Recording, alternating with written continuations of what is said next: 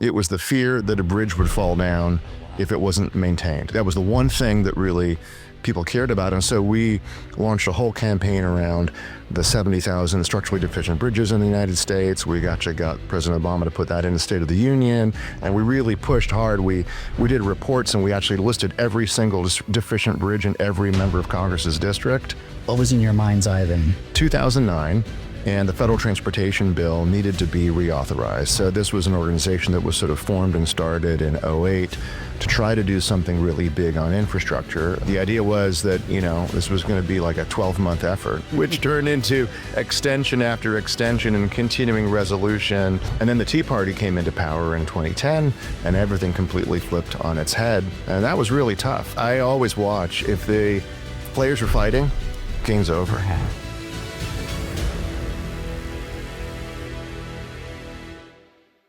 Mr. James Corless, thank you so much for being here.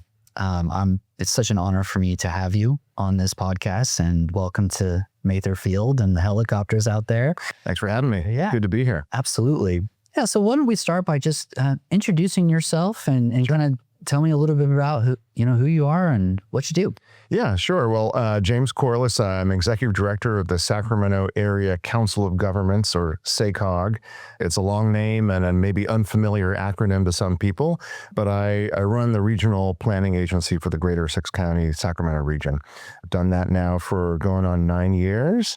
And before that, I was in Washington, D.C. for about 9 years, working on federal infrastructure and transportation policy, trying to get Congress to do something big and bold.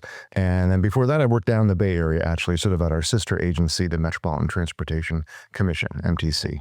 Well, I think I remember meeting you 9 years ago, because that was kind of when I was stepping in here. Yeah, that's right. That's right. I definitely want to get back to the DC stuff. My first question is maybe explain to the audience, what is a metropolitan planning organization? Sure. I can't believe people wouldn't know it. I can't believe an MPO is not a household name. First and foremost, we are a council of governments. We're a joint powers authority, much like you, but we represent every single local government in the region. So 22 cities and 6 counties. And what's really cool is every single jurisdiction has a seat at the table of our board. Ileton sits next to Sacramento County, sits next to Colfax and Live Oak and Marysville and Winters and Wheatland. And I think everybody really appreciates that, right? People want a seat at the table. So we're a cog in that we represent every local government, and we're there to support our local governments. An MPO is a federal designation. It's kind of a hat we wear. And it was created back in the 1960s. So the federal government kind of saw the beginning of suburbanization. They saw that cities alone, people were not living and working in the same city or in the downtowns. Suburbs were growing. And so they really helped create this metropolitan planning organization role, so that when we were spending transportation dollars, we could sort of coordinate them across these growing regions, the booming regions in the 50s and 60s. Right. I'm thinking of the Great Society. Lyndon Johnson, right? Sure. Yeah. Sure. Yeah. No, there was, and if you think about the time too, from the 60s into the 70s, there was a remarkable amount of environmental awakening, the National Environmental Policy Act, the Clean Water Act, the Clean Air Act, the signing of Amtrak. In fact, Nixon is an amazing president because he signed all of these things. Now, we can look at these things now and say, maybe NEPA is getting in the way of things. But it was a remarkable time back in the 60s and 70s. And that's kind of where this idea of regional cooperation was born. Yeah. It sounds absolutely essential, but also challenging, right? Because you've got to get, like you just said, somebody from Colfax and Winters to get on the same page on a regional plan. There's a lot of challenges there. Yeah. You started in the Bay Area, maybe MTC, but you came from Washington, D.C., right? Tell me about that journey. Like what kind of brought you out here? You were running Transportation for America. You saw this opportunity at SACOG. Yeah. What was in your mind's eye then? We moved my family at that point, my 3 little kids, at one point all in diapers. For some reason, I thought that was a good idea to move them all across the country and just uproot them and move to Washington, D.C. But it was 2009. and the federal transportation bill needed to be reauthorized. There's much like all federal policy, water, the farm bill, transportation should, on a regular, if things were in regular times, get redone and rewritten every 6 years. And so this was an organization that was sort of formed and started in 2008 to try to do something really big on infrastructure. Obama had just been elected in November of 2008, and we moved out to D.C. in January of 2009. And the idea was that, you know, this was going to be like a 12-month effort, which turned into extension after extension and continuing resolution. You know, people said, well, in Obama's first year, you know, it was going to be infrastructure. Well, it turned out to be healthcare and Obamacare. That was the thing. And then the Tea Party came into power in 2010, and everything completely flipped on its head. And what was interesting is, honestly, we hadn't no better and stronger coalition at that point. The environmentalists, labor, construction, private companies, we were all aligned to basically hold on to the idea that there's still a federal interest in funding infrastructure. And that was really tough. We did focus groups, we did polls.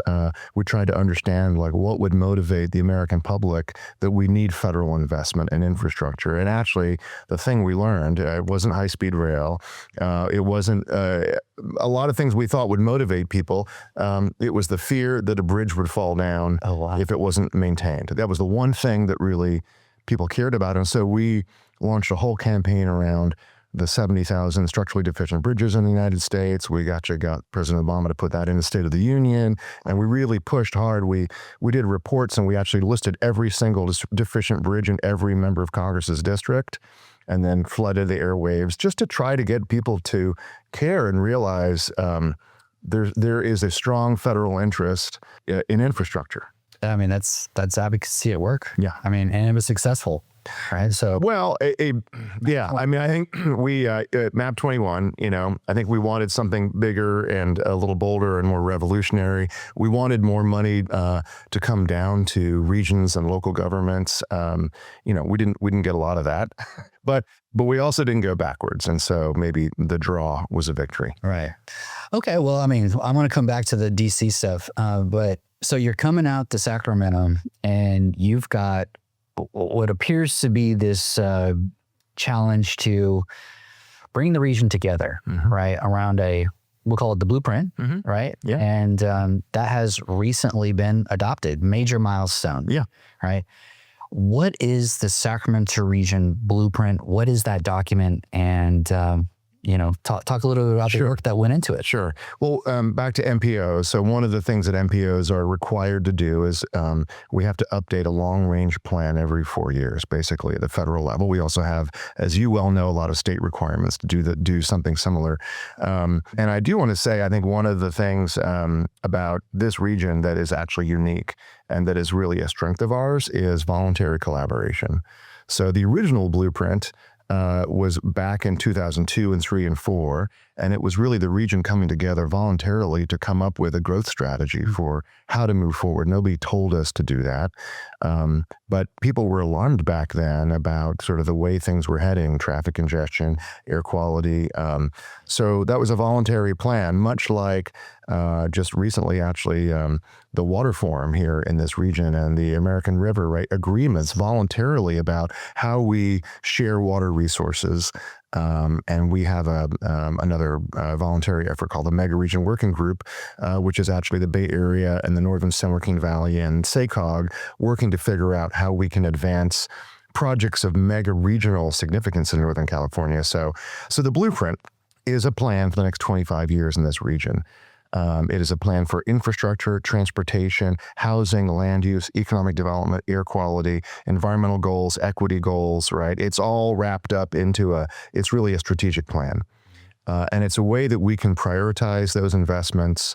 It's a way that we can put our best foot forward at the state level, in the state capitol and with the California Transportation Commission and back on Capitol Hill. You and I were just back at Cap to Cap in D.C. So, it really is it's our strategic plan. Literally, you wouldn't build a house without a blueprint. You can't build a region without a blueprint. What would you say was the biggest challenge in developing the blueprint? We had a lot of challenges, right? I mean, I think there are always more wants than we have funding. You are well aware of this issue. Sure. I think that's one thing that we really have to reckon with in this region. And I am incredibly bullish on this region. The Sacramento region is the best region in the United States, and we're on the rise for many reasons, and that's legitimately. But we don't have a never-ending pocketbook. We don't have deep pockets. And I think we still think a little bit like somebody's going to come save us, right? And as much as federal investment is critical, it's not going to come save the day. As much as our state partners are critical, they're not going to bail us out of everything, right? So one of the biggest problems is just we don't have enough funding for all the things we want to do. So how do we get smarter?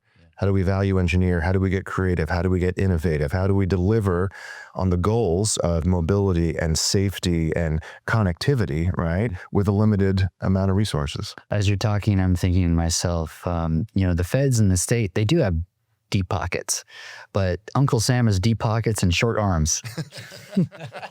So, yeah, I mean, I've witnessed and been involved in the blueprint development for the last several years. And I mean, really our whole tenure here. And it's an incredible feat to bring everyone together. Yeah. Right? And, I was just at the event back in, I want to say November of 25, we're kind of celebrating that milestone. Yeah. And it just makes me, wonder and kind of ask, like, how do you get the people to all agree? Like, what's that leadership element that you were able to, your team, your staff, everyone, to get everyone to coalesce around that point? It's a great question. It's one that we turn over all the time. We think about all the time is how do you get people who seemingly come from very different jurisdictions, very different parts of the region, very different political backgrounds, very different personal backgrounds, right? How do we get them all to agree? Well, I think the first thing, and it's easy to say or hard to do, is to listen. One of the things that I actually heard from our board members a number of years ago, 3-4 years ago, as we were starting the development of this plan is, and I'll say it was one of my board members, Supervisor Carm Baines in Sutter County. He's a remarkable leader up in Sutter County, but he's really engaged in the regional issues. And he said, James, I don't know how Sutter County shows up in the blueprint. It seems to me like it's a big plan. It's really thick. It's got tons of pages, and I just don't know where we are. I literally don't see us, right? And that really struck me. Like, okay, if you can't see your jurisdiction in this plan, right? You can't see your aspirations and your priorities, and we need to think about not how we create a plan to meet all our federal and state mandates, but we need to create a plan that's co-owned, that you feel part of, that you've got your fingerprints on, right? And so a sort of simple thing we did was, all right, we have 28 cities and counties. Everybody gets a piece of the blueprint. And you literally get a section of the blueprint. And so what are Sutter County's priorities? What are Marysville's priorities? What are Folsom's priorities? And those in alignment with our regional goals, you now show up, right? And our commitment to you is we'll advocate for your priorities with the state and federal partners. Smart. It's great. So, along those lines, you mentioned, the regional plan and the mega region, things like that. Yeah. Economic development. Yeah. Right. You were recently recognized as an economic development leader in this region. Talk about how the plan is an economic development driver, and what are some of those mega region projects that come to your mind? Sure. I think it's really, and we work really closely, by the way, and this is the other thing that takes a lot of time. You mentioned all the cities and counties we have on our board, but we've obviously got a lot of partners. I mean, yourselves, the JPA Connector, but Greater Sacramento Economic Council, the Metro Chamber of Commerce, Asian Chamber, Valley Vision, right? So we've got to work really closely with those partners. They have certain skill sets, right? So we've got to listen to them. So economic development, all right, we have to get beyond being a government town. Our economy rises and falls like a roller coaster, and we have to get out of that cycle, right? That is not a long-term economic strategy. And the good news is we're making a lot of progress. Since I've been here since 2017, we have a very intentional economic prosperity strategy. It's based on health and life sciences, food and ag tech, and advanced mobility, right? And those are emerging sectors. They're not, huge players yet, but they are emerging, and their sectors we need to kind of double down on. And here's the great news, right? Bosch has come into Roseville, is coming into Roseville, looking at its supply chain around things that will help on sort of electric vehicles and technology. Solidigm right here in Rancho Cordova, right, for semiconductors. Sparks battery manufacturing, Metro Air Park, right, outside the airport, a big economic engine. West Sacramento, Woodland Ag Start. So we have these are spread around the region. We can help and partner with Yuba County and Wheatland in their efforts to coordinate with Beale Air Force Base to get an applied research center in Wheatland to spin off a lot of the technology that's coming out of Beale to do commercialization of things like drone technology. Wow. So how do we develop a plan that we can get infrastructure to support those kind of economic drivers, right? Those economic centers, those job centers. It's exciting. It is really exciting. And I've seen a real shift in, I think, our ability to deliver on that vision, and that's, again, it's a lot about the leadership of the local elected officials in the region, but again, folks and partners like Greater Sacramento Economic Council and the Metro Chamber and Valley Vision. So there's a lot of good news there. It's those are emerging sectors, but they are what we call tradable sectors. In other words, they will actually generate wealth and GDP in this region if we do it right. Great. Yeah, I mean, I don't know a ton about those sectors at all, but I see a lot of the ag. And I see a lot of that. And I think I saw Kubota being a major manufacturer. And, it's another example of that stuff. So now that the blueprint has been adopted and approved, what's next? Well, next is implementation, right? So, what we don't want to do as an agency that does a lot of planning is just be in a constant cycle of planning. You would appreciate this, right? We got to implement the plan. So that means really getting our state partners to invest. It means getting our federal partners to invest, right? And there's transportation, obviously, as near and dear to your heart and a lot of our hearts. But also housing. So we're in a housing crisis. We've been unproducing housing for a long time. The last couple of years, again, the good news that is emerging, we basically as a region need to build about 10,000 plus units of housing every year. Yeah. 10,000 homes. That's a lot. And it's a lot. We were way below that mark in the 2010s. The Great Recession lasted a long time here, right? It sort of shut down the housing market. Government. Where we sometimes can get in our own way. Yeah. But I'm happy to share that we actually, from our local governments, our cities and counties, we have more designated what are called pro-housing jurisdictions, sort of per capita than any other region in California. So actually our local governments are doing a lot to streamline and approve and basically give a green light to housing. So last year in the region, we had data for in 25, 12,500 units of housing built, 4,000 multifamily units, which is really important because we don't build starter homes anymore, and we need that product type has kind of disappeared from the market. Now, a lot of those multifamily are probably rentals, so we've got to get back to building condos. That was my first starter home myself. There you go. It was a condo on La Riviera Drive. There you go. Yeah, because you got to get your foot in the door, right? And that's a little bit about how we have created wealth for a long time. And then finally, we have over 3,000 units in what we call green zones, which are these locally adopted infill areas by all our cities and counties. And that has tripled in the last 5 years. So we're trying to revitalize these older commercial corridors, these older kind of gray fields and strip malls and downtowns that haven't seen a lot of investment in a really long time. And that's exciting that we're making some progress. Okay, so this was one of my questions that was on my list in my head is the Green Means Go program. Yeah. Right. I know that there's some state investment. You called it a green zone. What is Green Means Go? Yeah. Why is it important for a region, and what has the state done to invest? Yeah.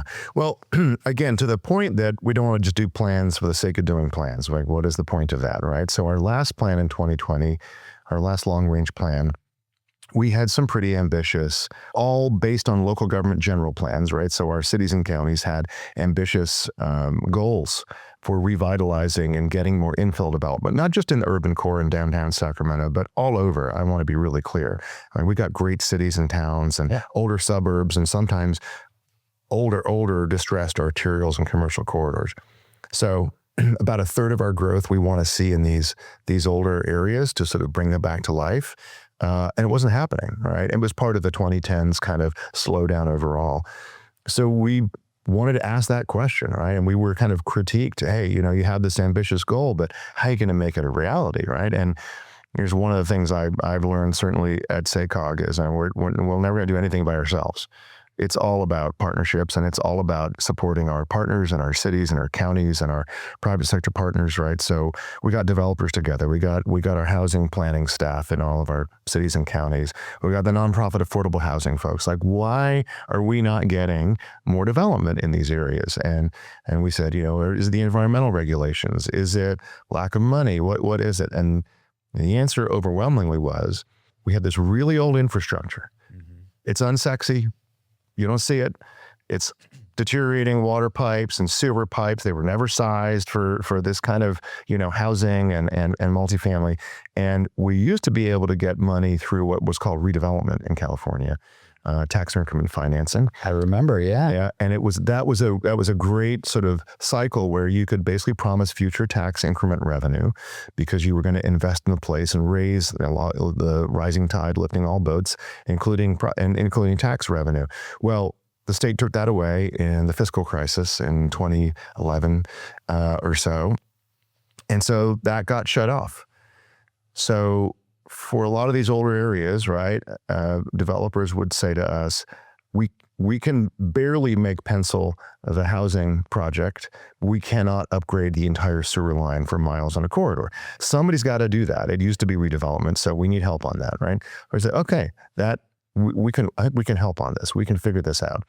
So we developed a program called Green Means Go. The whole idea is like, if this has an environmental benefit, you should get a green light, right? Yeah. So I love it. So how do we do that? And we went to the state legislature 3 years in a row to get a pilot program for $100 million in the Sacramento region with all of our cities and counties already adopting these areas and saying, this is what we would do. This is the upgrades we would make. I mean, we had it all baked, right? The first year we didn't succeed. The second year we didn't succeed. It was like 3 strikes, you're out, right? So it was the final year in 2021 and we finally prevailed. And, but we learned an important lesson, which is for the Sacramento region, this will change. We're working to change this. Rather than get $100 million for our region, we got a $600 million program for the entire state of California. So it is hard to get our region to flex its muscle in the legislature, and that's something we are working hard to change. Yeah. LA, the Bay Area, San Diego, much more historical power than we've had, but okay. We've changed our motto to SACOG, you're welcome. We'll take it. $600 million statewide, but we were first out at the gates. We knew what we were doing with this money, $34 million invested in these green zones. And now we're seeing housing units triple in these areas. And then we went and got a $22 million federal grant to add on to that. We got a $4 million, Senator Pan, the former Senator Pan, put money into the San Juan Apartments and the Stockton Boulevard area. And then we just won a $2 million grant from HealthNet. So making it rain. Yeah, well, I mean, we need to. Yeah. And that's actually only a drizzle compared to what we need. It's one of my biggest compliments of SACOG is that the work that you guys have done has brought tremendous investment into this region. It really has. Mm-hmm. I mean, you could see it through all forms of transportation. It's been very balanced too. I didn't know about the 600 for this statewide, but it just shows how good of an idea it was. And again, honestly, it's, we have to think like we're a team. I used to play a lot of sports. I like to watch a lot of sports now, but I always watch if the players are fighting, game's over, right? Even the sidelines or they're yelling at the coach, it's over. Yeah. And we're a team. And so this entire 6-county region, we need to think like we're a team. And so we had a good idea, but it's only executing because, and we're getting funding because the entire region is behind this thing. Yeah. The governor proposed cutting that $600 million by 50% in January budget proposal a couple of years ago. And we flooded the legislature with mayors and county supervisors saying, you can't do this. This is economic development. This is bringing our neighborhoods and our communities back to life. And we turned it around. We held on to the money because everybody's invested. It's great. Yeah. And now we have a budget surplus, right? So that's what I hear. So maybe the news is leading me wrong. But well, everything in California is boom or bust, right? So if it's a surplus, it won't last too long. If there's some big IPOs somewhere, we have a lot of extra money, right? Yeah. What's your favorite sport, James? I grew up in England. Actually moved to this country when I was 10 years old. Soccer is a religion in England. You can't escape that. So my first dream as a kid was to play for the English soccer team. And I'm going to shock you by saying that never happened. But yeah, no, I like to watch it. I'm excited for the World Cup this summer coming here. It's a global sport, right? And it's a lot of fun. But I remember when I came to the United States, I was like, this was the 70s. So there's no I'd never seen baseball. I'd never seen football. The first day of school for me, they suited me up in football gear and I went ahead and I was a tiny kid and I tackled this kid who was like 6 feet tall and I broke my foot. Oh, and that was my experience with football, but I love football. I love baseball. Yeah, no, I'm pretty, I've got 3 kids as well. They all live. Oh yeah. So they're looking forward to the World Cup. All right, let's pivot to the national stage. Yeah. All right. So you've lived in D.C. You've worked legislation. I mean, we started by talking a little bit about that. Surface transportation reauthorization's coming up, expiring September 2026. Maybe there's continuing resolutions, et cetera. But there's a policy discussion out there, and there's work happening with legislation and committee markups and. Where are you at on all this? And what are you doing? Yeah. Well, again, I think the question is, where are we at? Yes. No, so I mentioned earlier that every 5 or 6 years, and it's no longer, nothing is regular order in Congress these days. But this is the time, as you mentioned, the federal transportation bill, so-called IIJA, expires in September, right? And it's May. Mm-hmm. So they need to do something. We do believe, and we'll see, but they're talking about doing a markup in the House, in the Transportation Committee. That's just one stop of about 7 or 8 that have to all kind of come together, committees that have to work on this to get this thing done by September 30th and get it to the president's desk. Odds are against that happening, but you never know.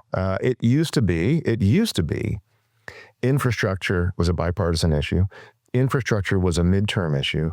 That you could do a bill like this and give it to members of Congress and then go home and run on it. And sadly, it doesn't seem to be as much the case anymore. It is more partisan. Yeah. We'll see. The House Transportation Committee still does work in a pretty bipartisan way. So we'll see if they can get it done. We are hopeful, but also just given the uncertainty in D.C. and federal finances and, solvency of the Highway Trust Fund, which is not solvent. We haven't raised the federal gas tax since 1993. It's 18 cents a gallon, and it's not going to be raised anytime soon. So we're watching really closely and working very closely with our congressional delegation to make sure we don't go backwards, right? We do need some stable federal funding. We need to count on that money coming here. And ideally, we would like to get more money sent to the local level. We would like more money to come to regions across the country because these metropolitan regions like ours, like the Sacramento region, they're the engines of the economy in the United States. And our region is on the rise. We're the fastest growing region in California. And so we know, just like Green Means Go, we know what we will do if we get more federal investment in transportation, but we don't want to go backwards. And so there's been a bit of a 30-year experiment at the federal level. Before 30 years ago, locals and MPOs and regional planning agencies, we didn't get a dime. We didn't see any of this money. And so our long-range plan was just basically a big ask to the state of California and a wish list. We think we've done a lot with federal funds. We actually help accelerate and deliver on federal funds. But we'll see. And if we do go backwards, if somehow locals are going to get less money or cut out of the next bill, we have to mobilize and make our voices heard. Right. So, what happens if it doesn't get reauthorized? What does Sacramento lose? Well, if it doesn't get reauthorized, we'll get what probably is called a continuing resolution, and so we'll just stay kind of probably about level on funding and policy. I think the big concern is it does get reauthorized, but not in a good way, and we lose dollars. Right. We would potentially take less funding. Yeah. Are there certain elements of the bill that you are trying to, or we are trying to advocate for, or I mean, it sounds like it's about where the money goes. Is that kind of where it's where the money goes? It's sort of like how it comes to us, right? And so one of the things that's happened the last 10 years, we have a lot more national, federal, and you're well aware, and we're successful on the RAISE grant. Congratulations on that. But there's been sort of an explosion of these federal grant programs, these national competitive grant programs, and they're hard to win, right? I mean, you tried many years to finally get the $25 million. So I do think we're going to see fewer of those competitive grant programs. There still will be some that we have to apply for and compete against all 50 states and 300 metropolitan regions. But I think more of that is going to go in what's called a formula. And so the question is, does it go to the state of California or does it come to us locally, right? And I think that's one of the really big questions. Right. I mean, I think it goes down to it's almost kind of the origin of these MPOs and why they're there is to view things regionally. Yeah. I've previously had mentioned, maybe just in conversation, my thoughts on self-help counties and how, Sacramento County seems to be struggling to pass its own a new transportation sales tax. Placer County has struggled. What are your thoughts on regional efforts for transportation? It seems like the projects are regional and the challenges are regional. Yeah. Right. As you know very well, in California, we have a 2/3 supermajority requirement. So, ironically, a majority of voters in Placer County and Sacramento County have actually voted to reauthorize a sales tax or authorize a transportation sales tax, but we have this 2/3 requirement. So that's a very tall hurdle to climb. Right? That's tough to get over. But I know we've talked about this, and I think we should be exploring a multi-jurisdiction, multi-county measure, right? We should be polling. We should be asking voters. The voters say, I'm not interested. I'm still not interested. We listen to them, right, as we need to do. But I do think that we need to get creative. And I think we need to probably look to solve some of these problems regionally and across multiple counties. And nobody understands and really notices, honestly, when they pass one county line to another, right? Exactly. The Yellow 80 project was, we're really excited about that, as you know, because we won an $86 million grant and then we got $110 million from the state. And so that's off and running. That's a major connection, right, between Davis and downtown Sacramento. And hopefully we'll keep going and get across further into Sacramento County. But we couldn't have asked Yolo County to fund that project alone. Right. These are mega regional projects. And so perhaps we need to look at, would the voters be more willing to think bigger? Yeah. And if they're not, they're not. And you always listen to them. I definitely am supportive of thinking of the ways to expand the pie. Yeah. Right. So, we have some risks at the federal level on funding and where it goes. Yeah. Certainly on self-help counties here, Sacramento and Placer, there's been some challenges on local funds. We've had some projects recently that, the bids have come in crazy high. Yeah. We're talking about regional mega projects, the bridge across Sacramento River. That is not just one little bridge. It's for the region and a huge economic development for the rail yards, which has been in works for years. How does a project like that get funded? Like, what is Name's thoughts on this? Yeah, well, I will say I think the I Street Bridge that you're mentioning between West Sacramento and the downtown Sacramento rail yards, first of all, it's a really important connection for both of those cities. We're looking at the rail yards, redevelopment, right? And it's beginning to start now. So the rail yards is beginning to pop. And we've got the soccer stadium there and right in the middle of the rail yards, right? And we have the A's on the West Sacramento side of the river. But really, both those parts of the region, again, all of us need to be rooting for its success. And so that I Street Bridge is a key connection. As you mentioned, the bids just came in quite a bit higher. I think partly this is the uncertainty in the market, just everything that's happening between the war and tariffs and everything else. I will say too, and I do believe that we're going to build a bridge across the river. We can do it. It is a huge high price tag. Yeah. The complexity of crossing the Sacramento River in particular as a navigable waterway with a lift bridge, there's a reason we haven't done that for 90 years. It is an incredibly complex project. But we're working closely. Again, our role is kind of behind the scenes. Our role is working with the cities of West Sacramento, Caltrans, STA, Sacramento Transportation Authority, right? So first, we're scrambling to figure out what other forms of funding are out there to close that gap, right? And then I think if we can't figure that out in the short term, then we've got to all sit down and sort of go back to the drawing board to figure out what's the alternative approach. How do we value engineer? How do we rethink? Because that connection is really critical. All right, so you said you're behind the scenes, right? And we talk about regional funding, we talk about regional projects.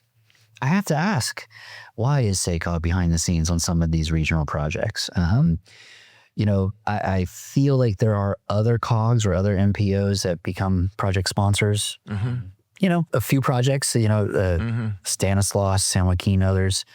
SACOG's role seems to focus a little bit more on the planning side and the funding side. But, I would say a project like the Capital Southeast Connector, why isn't SACOG leading that? I get just kind of curious and thoughts on project sponsorship. Sure. Well, I think you're basically talking about lead agencies, right? And we could do that. I think the other ones you referenced there are single counties, so there's not a lot of other partners. Sure. And I go back to this notion again of, I think we have to think of ourselves as a team, right? So any team on the field, you get specialized in what you do, right? You're the pitcher, you're the catcher, you're the quarterback, you're the wide receiver, you're the striker. So you get specialized. And I think what we've seen in this region is we have agencies that can deliver projects. We have a lot of good partners who can deliver. And I think our lane and our specialty, as you say, is funding and advocacy. But I know traditionally it's not defined as project lights. I think we do deliver. We help deliver projects. And yes, it's behind the scenes. And I think you have a good sense of this, but we have a team that is constantly looking at the clocks on all the different funding sources. Better than anybody, there is no one single source of funding for major projects anymore, right? It is multiple. And all those sources have clocks on them. And I'm really proud, not just of our team at SACOG, but the track record our region has. So when we work very closely with agencies across the state of California, and other agencies and regions sometimes can't deliver projects, right? They've got obstacles, they've got hurdles, you name it. The bids have come in too high. We know, rather than lose the money and send it back to Washington, D.C., we actually get loans from those regions, and we put it onto projects in this region, and we deliver those earlier. So good case study, Auburn Boulevard, Citrus Heights. We were able to get loans from other regions and accelerate that project by 3 years, right? So we help deliver the project, even if we're not the lead agency on project delivery. Yeah. Great. Well said. Well, Mr. Corless, honored that you're here. Thank you so much. Thanks for the invitation. Final thoughts, anything you'd like to share? I want to just close by saying, been here 9 years. I am so bullish on the future of this region. I think it's going to be mid-sized regions across the United States, frankly, that really carry the next 50 years. People are moving here. We got to make sure that we don't lose that edge. We got to make sure that we can provide affordable places to live and great ways to get around, right? And civic amenities and everything else. But we need some swagger in our step. We are the region on the rise, and we need to understand that. We need to work like a team, and there's nothing we can't do if that's the case. Great. Fantastic. Final question for you is, who should come on here next? Any suggestions? You put out a good word for me. I really enjoy working with our economic development partners, right? So, Barry Broom is always a fun interview. I think Evan Schmidt as well from Valley Vision.